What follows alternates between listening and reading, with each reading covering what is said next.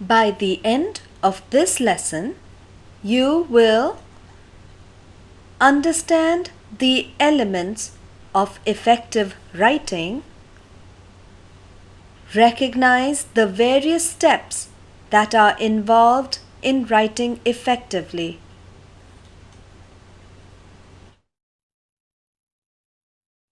The topics covered in this lesson are knowing our purpose, writing for our audience, getting started, and revising our written work.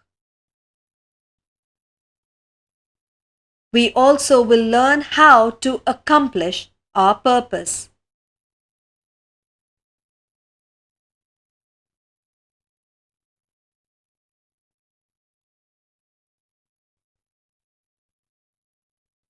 We will begin with understanding how things are communicated.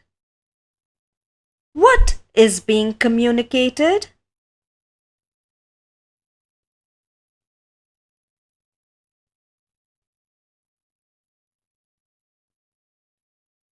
Look at this sample note written by the matron in a hospital.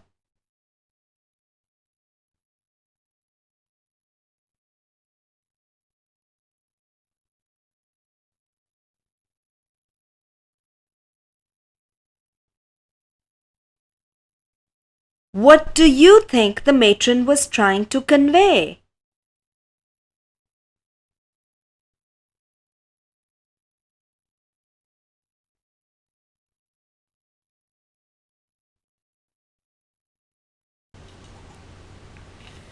The matron was actually trying to convey that the list of nurses on duty, the duty roster, will be pinned to the notice board.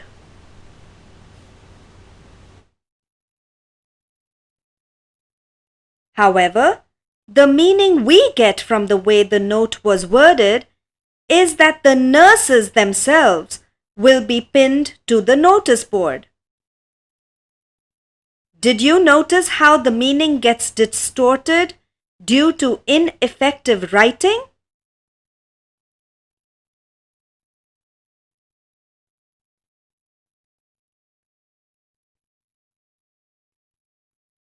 Principles of effective writing.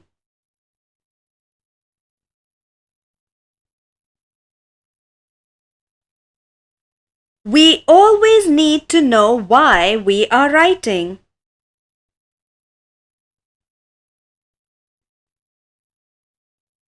Before we start writing, we should be clear about the purpose of writing. And we should ask ourselves the question, why am I writing? For example, the purpose could be to call a meeting or to organize a farewell party. It could also be to order goods from the supplier, etc.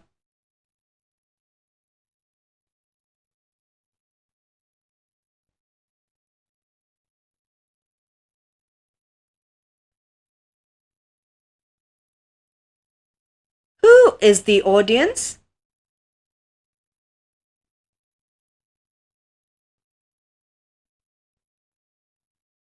As we saw in the earlier chapters, we should know who we are writing to or on behalf of.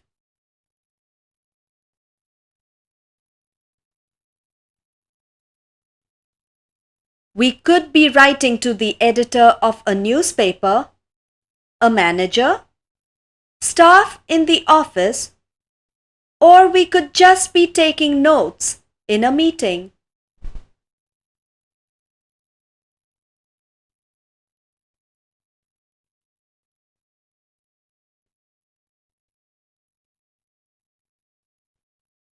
Unless we know who the audience is, we will not be able to build our thoughts. Hence, we will not be able to communicate effectively.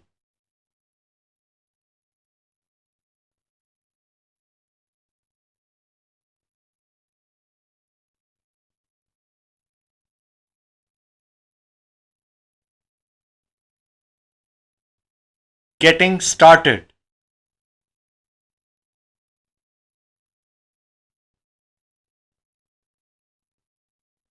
After we know what we want to write and to whom we are writing, the next step is to start writing.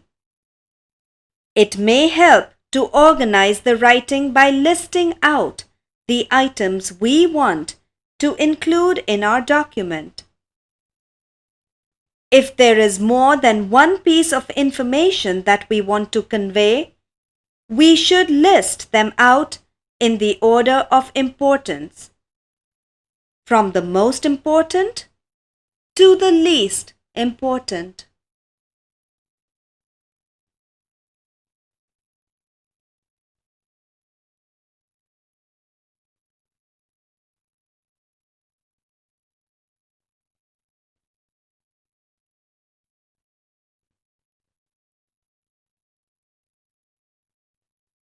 Next, we need to explain to the audience the main reason for the communication. This forms the main body of communication.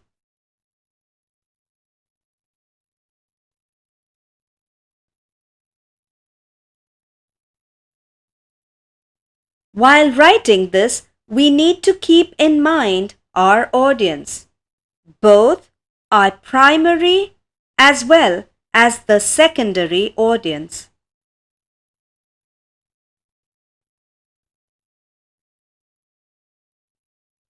Next, we have to make sure the writing style, language, and tone suit the audience.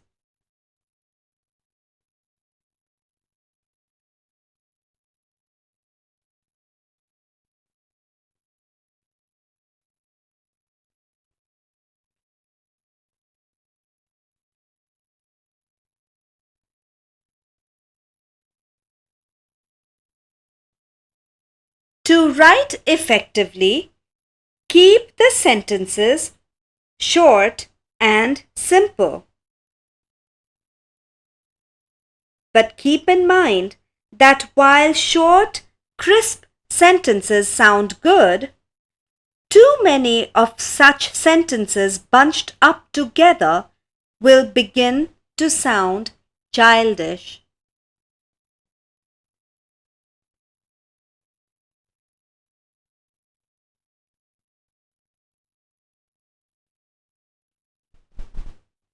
For example, I went to the market. I saw Sheila and Ravi. They were on a scooter. They had several bags. They were clutching them tightly. They were going slowly. The traffic was heavy. They were trying to avoid the cows. They were trying to avoid the buffaloes.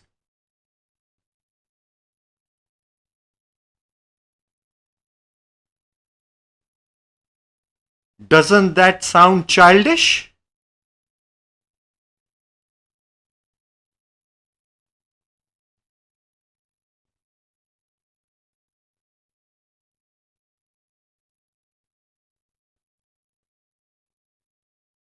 At the same time, too many long sentences will end up confusing the reader before he or she reaches the end.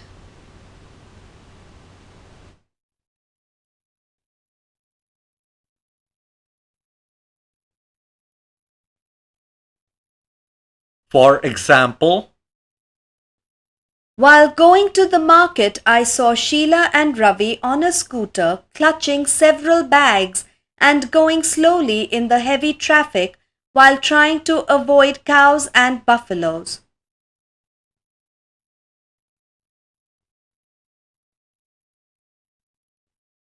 Such a long sentence can be very confusing.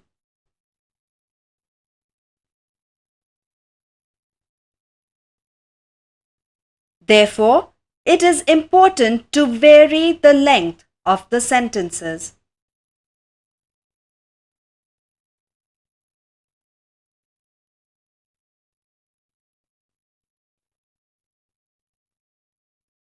For paragraphs, the golden rule is to have only one idea per paragraph. This is called the central idea of that paragraph. Therefore, every time we need a new topic, we should start a new paragraph. Take care of paragraph length. If the paragraphs are too long, the audience may lose interest. Sentences in the paragraph should be logically sequenced. This will make it easier for the reader to understand.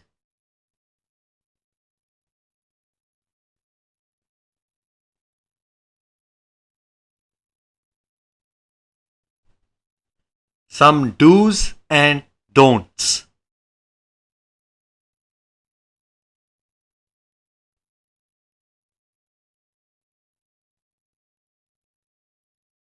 One of the most important points to remember is that the sentences should be grammatically correct.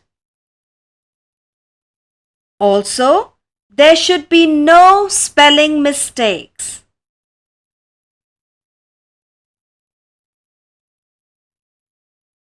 Further, proper punctuation is very important.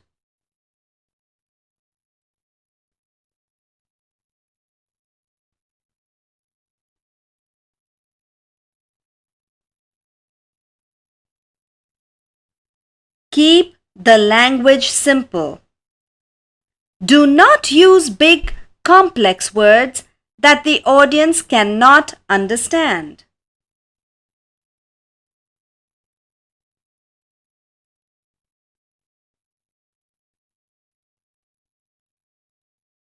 Look at this example.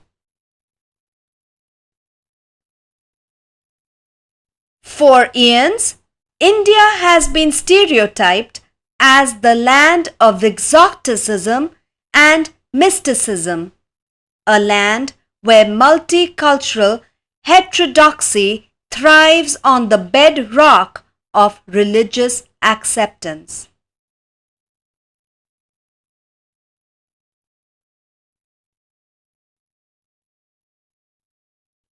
Such long and complex sentences turn off the reader and are very ineffective.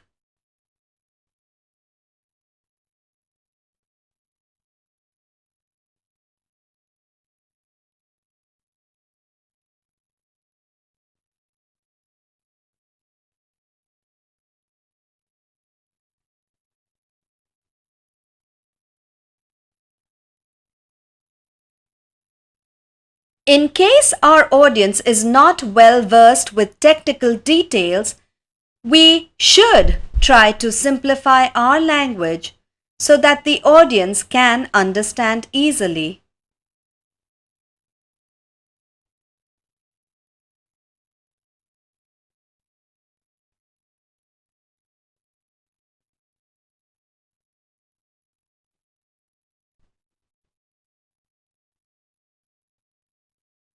For example, we will look at two sentences.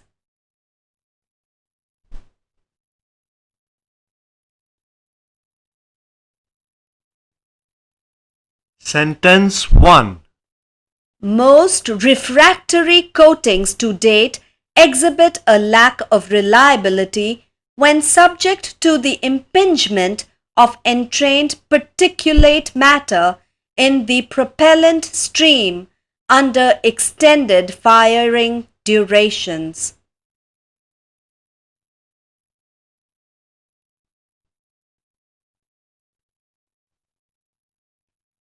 Sentence 2. The exhaust gas eventually chews the coating of existing ceramics.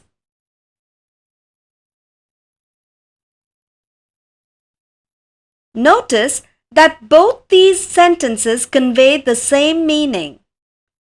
But for a non-technical audience, it is much easier to understand the second sentence rather than the first one. Wouldn't you agree?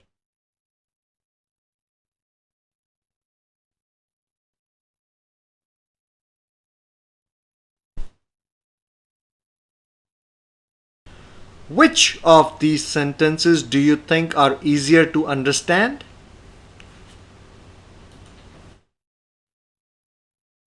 Sentence 1. All articles that coruscate with resplendence are not truly auriferous.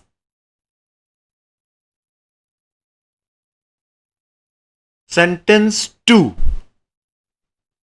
All that glitters is not gold.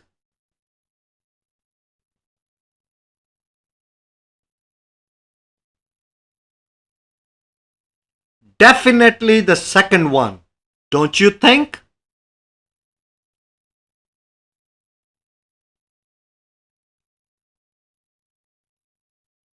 We have already learnt that business writing is always to the point and direct. So, make sure that there are no non-essential words or details. Do not use adjectives like very, awfully, really, terribly. Make sure you write clear and concise sentences.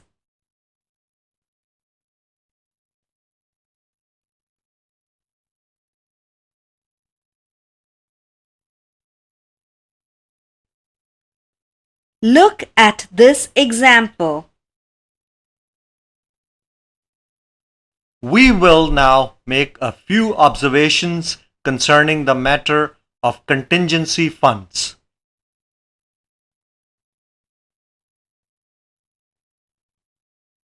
Instead, we could have written it concisely like this. We will now discuss our contingency funds.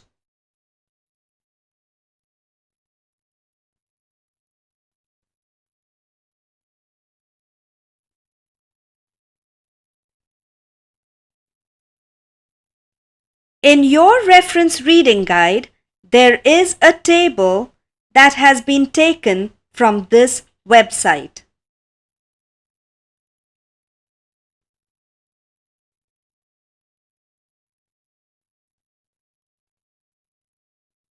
This table gives you a list of words that can be direct and therefore concise and effective. Do familiarize yourself with this table and try to practice using some of the direct words while you speak and write for formal purposes.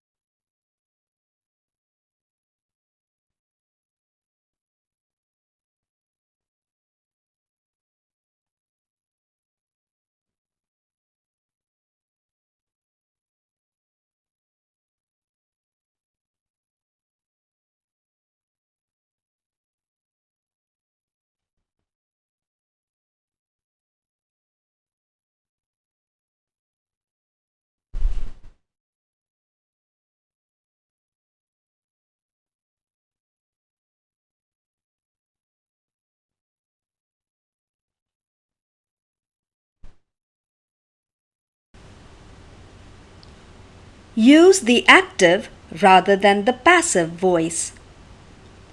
While the active voice emphasizes who does what, the passive voice emphasizes what is done. That is, the active voice focuses on the subject while the passive voice focuses on the object.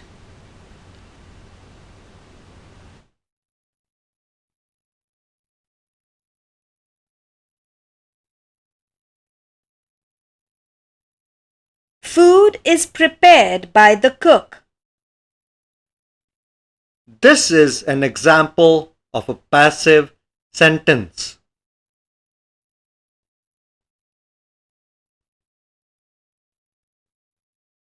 The cook prepares the food. This is an example of an active sentence.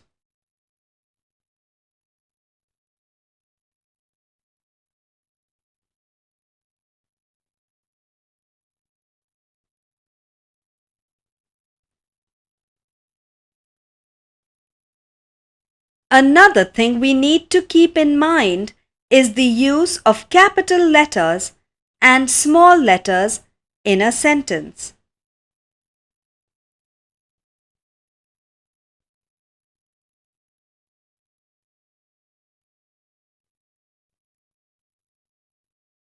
Look at this note.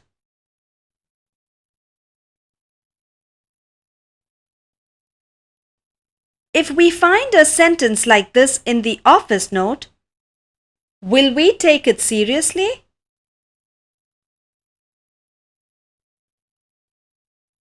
Does it look like a formal note?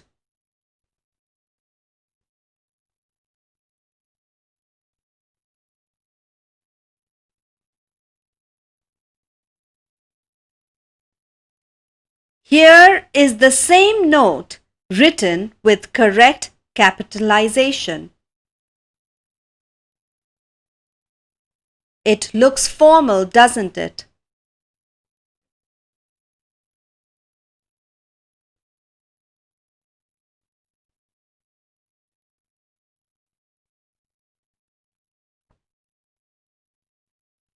Sometimes while writing, we get confused about the use of capital letters for some words.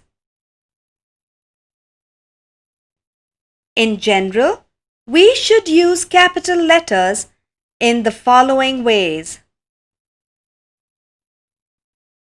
The first word of the sentence must be capitalized. For example, It was raining yesterday. the pronoun I is always capitalized.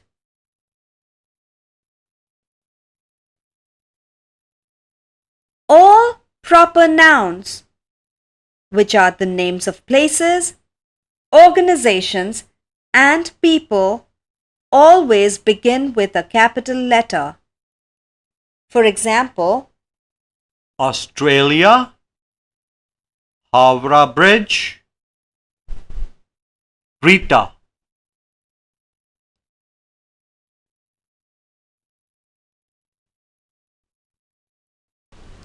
the names of gods, deities, religious figures, and holy books. For example, The Bible. periods and events are always capitalized. For example, Great Depression.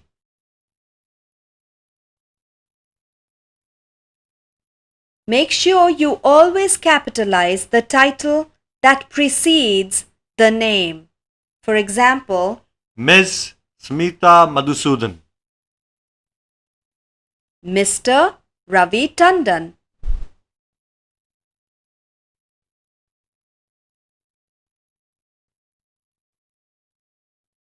Titles like mayor, chairperson, etc. always begin with the capital letter. For example, Mayor R.S. Yadav will be visiting the National Museum tomorrow.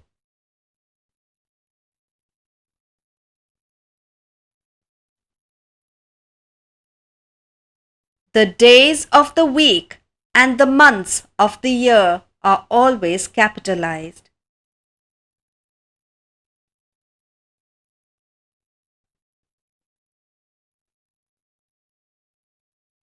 Names of institutions always must begin with capital letters too. For example, University of Delhi.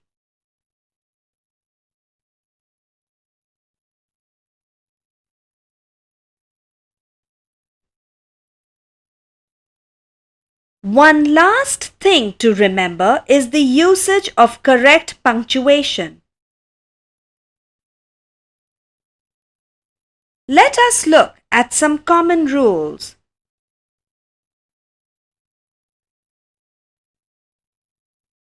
Always start the first word of the sentence with a capital letter and end the sentence with a period.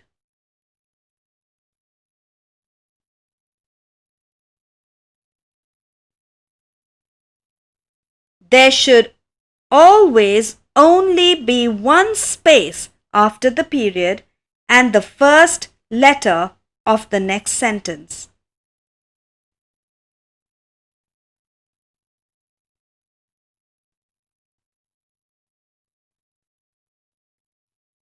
There should be one space after a comma, a semicolon, and a colon.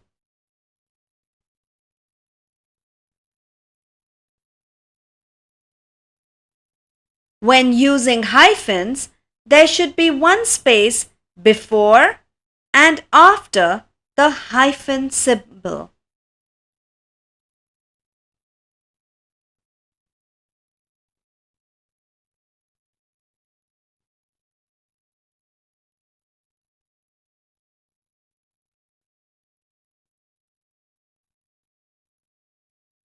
Revision in business writing.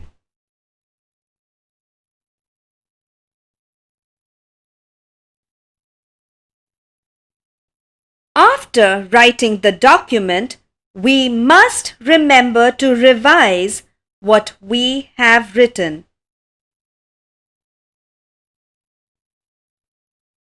Sometimes it helps to read it out aloud to oneself. To revise effectively, after writing, take a break.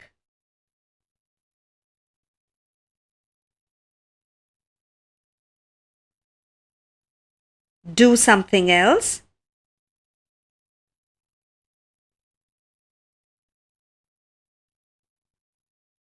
Come back and read the document with a fresh mind.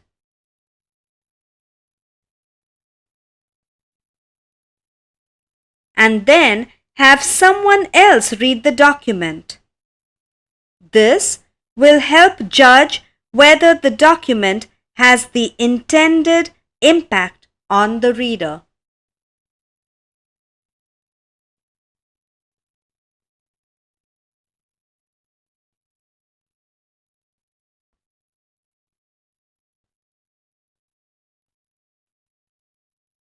We will now review what you have learned in today's lesson. Writing is effective if it has the desired impact on the audience. To write effectively, keep the purpose and audience in mind while writing. Make sure that the writing style, language, and tone suit the audience. Vary the length of sentences to maintain audience interest. For paragraphs, the golden rule is to have only one idea per paragraph. Do not write very long sentences or the audience might lose interest. Keep the language simple and non-technical. Remember the 3 C's of communication: clear, crisp, and concise. Check for grammatical errors, spellings, punctuation, and proper use of capital letters. Always check and recheck the document after completion.